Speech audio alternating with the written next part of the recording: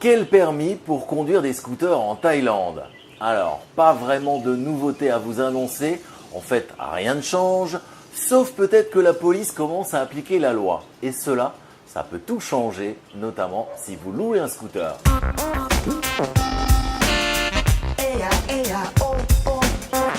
Commençons par resituer les choses.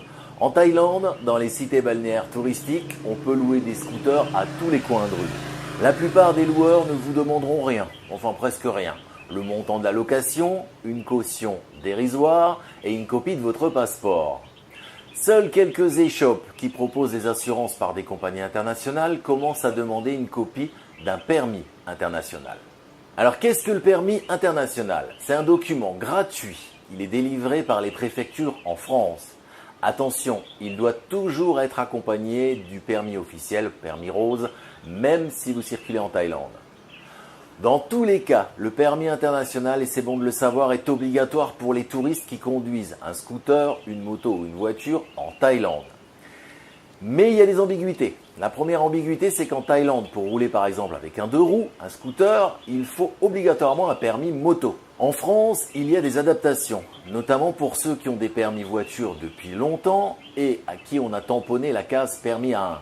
Ceux-là peuvent conduire en France et en Europe un scooter de moins de 125 cm3. Alors en oubliant cette ambiguïté, la loi en Thaïlande est quand même claire.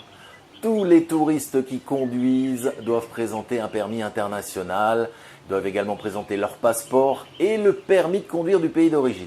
Cette loi existe depuis des années, mais elle n'a jamais été réellement appliquée. Ça commence à changer. À Phuket notamment, mais aussi à Pattaya, où la police a notamment déclaré qu'à partir de maintenant, si les touristes conduisent des véhicules de location sans permis, on pense bien sûr aux scooters, ils seront condamnés à une amende de 1000 bahts. Et le véhicule sera confisqué. Et en plus, ça sera à la société de location de venir chercher le scooter et au passage de payer également une amende pouvant aller jusqu'à 2000 bahts. Alors pourquoi une amende pour le loueur? En fait, on pense que la police veut tout simplement que les loueurs demandent à leurs clients à partir de maintenant le permis international et le permis de conduire de leur pays lors de la location.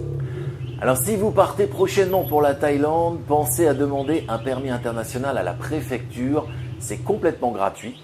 N'attendez pas la dernière minute, suivant les préfectures, on attend des fois jusqu'à 1 mois pour l'obtenir. Enfin, n'oubliez pas qu'il faut le permis moto pour rouler en scooter en Thaïlande. Même si vous ne croisez pas la police, en cas d'accident, cela peut vous coûter très cher si vous circulez sans le permis moto sur votre permis international.